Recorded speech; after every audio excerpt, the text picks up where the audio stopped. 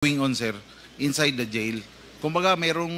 Criminal act? Oh, parang may... Okay, mamaya puntahan natin. DOJ. Nandito DOJ? Criminal act ha?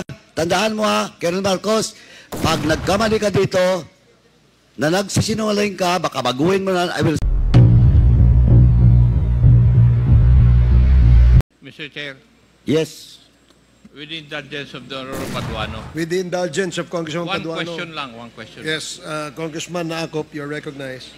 Colonel Marcos, yung information regarding yung 5 billion ba, was it voluntarily given you or did you ask for it?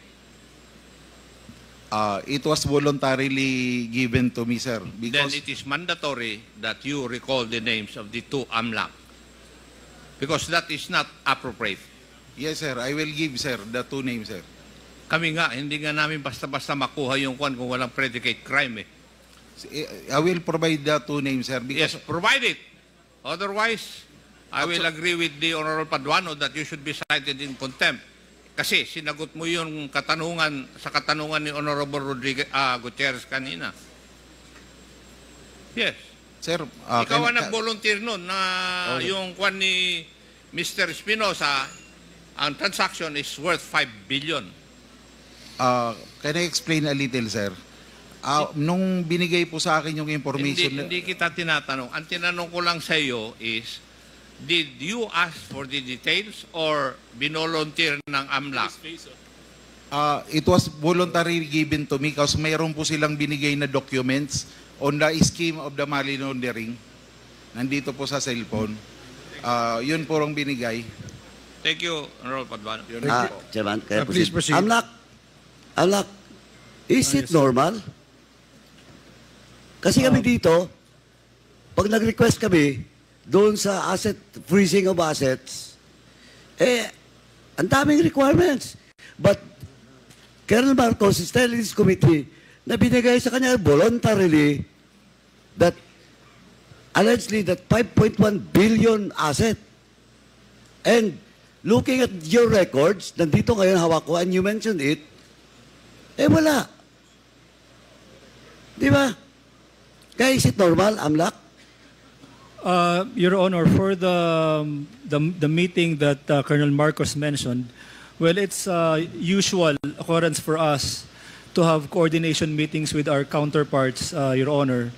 But as to the disclosure of transactions, I'm not really sure if, but me as an investigator, when we conduct these meetings, we don't readily disclose information because of the bank secrecy law and Sir, naalala ko na. Si General Lubusan, sir, yung dalawang lawyer na taga-AMLA, inutusan niya, sir, na pumunta ng Tacloban para harapin ako, sir, because I was ongoing investigation on a Metrobank account also pertaining to drug money. Ngayon, sir, kaya ako na-meet, sir, yung dalawang lawyer. Hindi ko naman sila personal na kilala, pero sinabi ni General Ubusan doon sa AMLA dalawang lawyer, pumunta kayo kay Colonel Marcos sa Region 8. You coordinate with him. He will give you all the information. Oh, Colonel Marcos, you're now changing your story. Tama? It is how I meet, sir, the two lawyers. Sandali. Opo, sir. So you're now changing your story? Yes or no? Hindi naman po, sir. Doon ko sila... Anong hindi? You tell this committee a while ago that during your seminar, then all of a sudden, inutusan na certain General Robusa, eto, problema pa, papatawag namin si General Robusa. And if he deny it, lagot ka. Both occasions, sir, are true. Yung una, sir, na-meet ko sila dahil pinapunta sila ni General Ubusan sa Region 8. Mag-coordinate sa akin. Dali. After that, sir, dahil hindi si kumbinsido yung taga-AMLA sa knowledge namin pertaining to financial investigation on money laundering, nagpakandak po si General Ubusan ng seminar. Yun po. Doon ko na naman sila po na-meet uli. So nauna yung pagpunta nila sa Leyte. It was the first time that I met them kasi inutusan silang pumunta ng OTSO para mag-coordinate sa akin, may bigay ko yung mga impormasyon na kailangan nila. At the same time, sir, na-convince sila na yung mga chief ng CIDG hindi equipped pertaining to financial investigation. Mr. So, Chair. nagpakandak ko, sir, ng seminar. Mr. So Chair, with the indulgence of General Acop, Chairman Acop after me. Ito na lang po, is you're telling that the two lawyers you cannot mention is lying? Lying po, Lying. Because on record, there is a such thing as 5.1 billion. So they're lying, but still you cannot mention their name? it is the, sir, a Blue Oceanic Corporation Textile. No. What? Answer directly my question. Di ba? Sinabi mo 5 billion, 5.1 billion. Now we check with AMLA, wala. Now you're telling this committee that the two lawyers in which until now we cannot mention is lying? Wala naman sila dito, sir, para i-deny yung sinasabi ko. Ah, hindi. This is record. Nako, Colonel Marcos, are you a lawyer?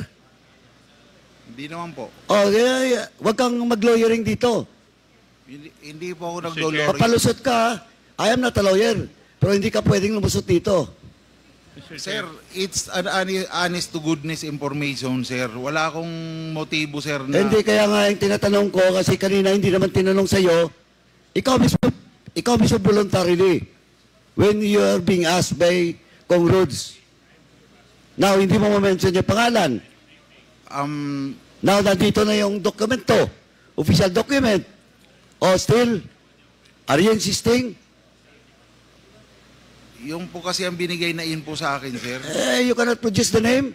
Then you will tell this committee that you're telling the truth. Nandun kasi, sir, sa isang cellphone ko yung pangalan. Pinipilit ko pong i-recall, sir. Pasensya na po. Bakit anong nandun sa binigyan ka ba ng cellphone number?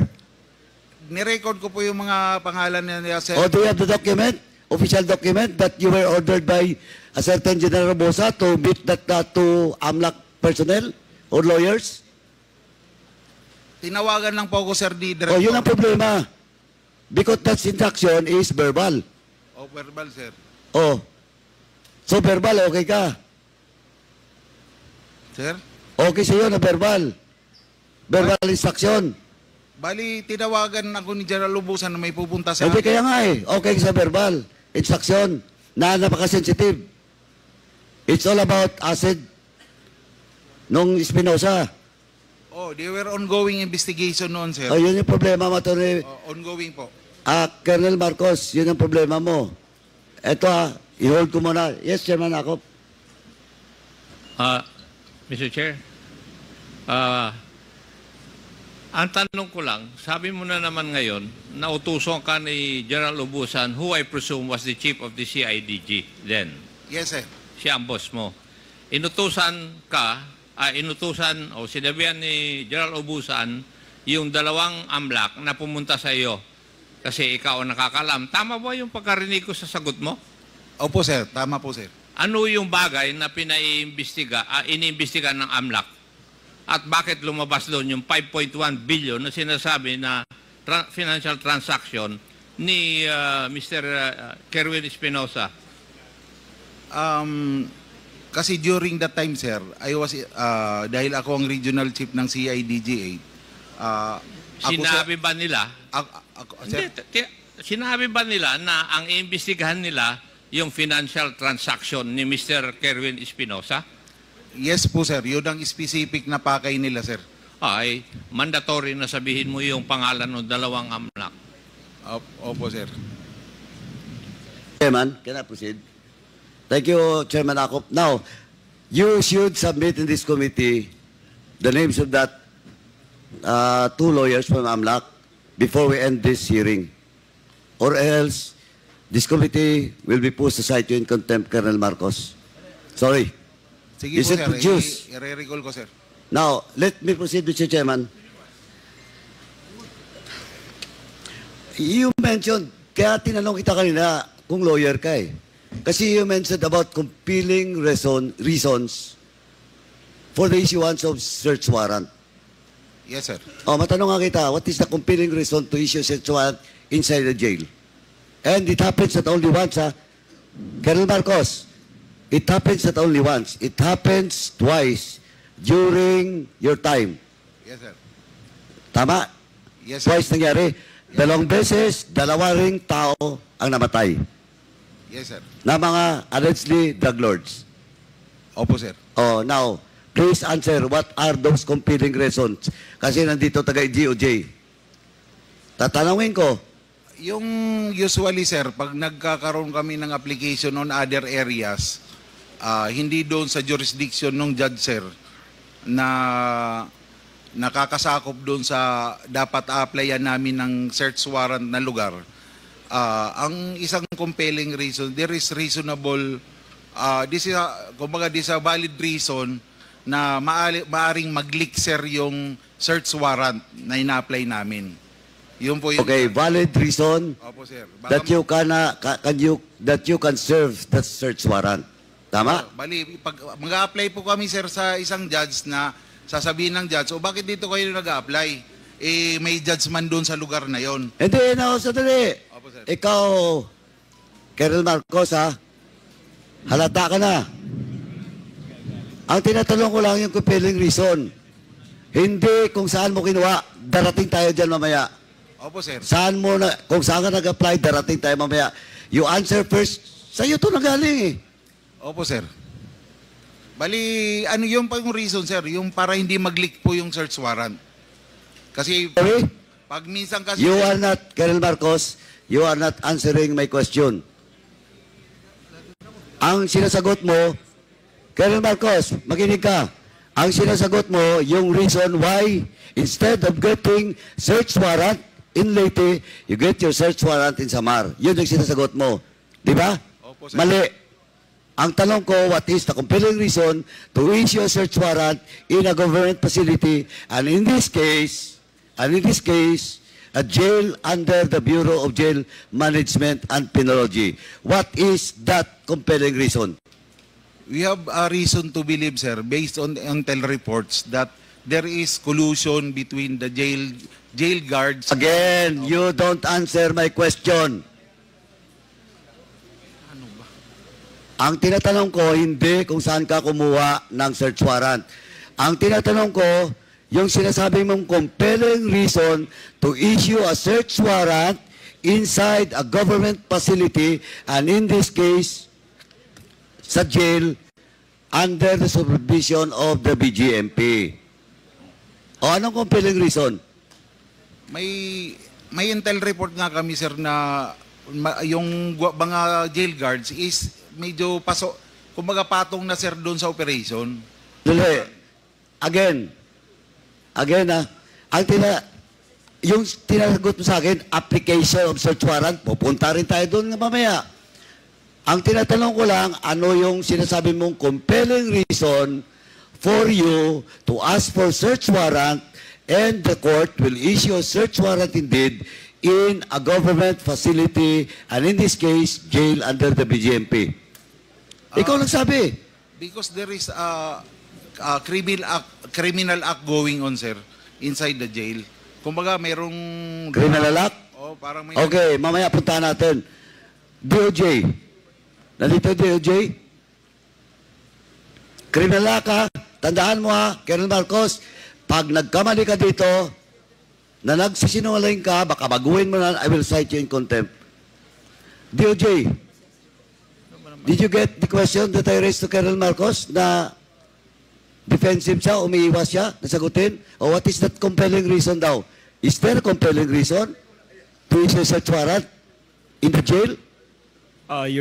Mr. Chair, regarding that particular case, Mr. Chair, there's already an en banc decision by the Supreme Court saying that there is no compelling reason for the issuance or for the issuance of the warrant. I mean, there's no compelling reason for the application of a search warrant in a jail facility, Mr. Chair. That is a jurisprudence. Yes, Mr. Chair. Oh, Colonel Marcos, eto, hindi ako lawyer, pero ganun din pagkaintindi ko. Eto, DOJ na yung sasabi. Oh, do you want to contest the opinion of the legal minds from DOJ? Hindi po, sir. Oh, better not talk. Kasi yun lang tanong ko eh. Now, next. Eto, establish. Okay. Kasi, under the jail management, may uplan galugad dyan eh. Di ba?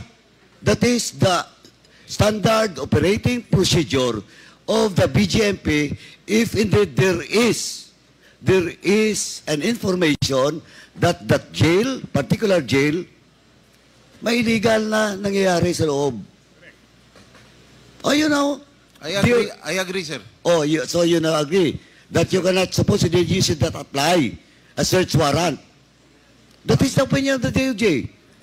Actually, sir, yung operation na yun, hindi naman talaga papayag na papasok sa isang decision. Sandali, punta natin mamaya yon. Ang tinatanong ko lang muna dito, I just want to establish that you should not apply a search warrant in a jail. That is now a jurisprudence. Yes, sir. Okay.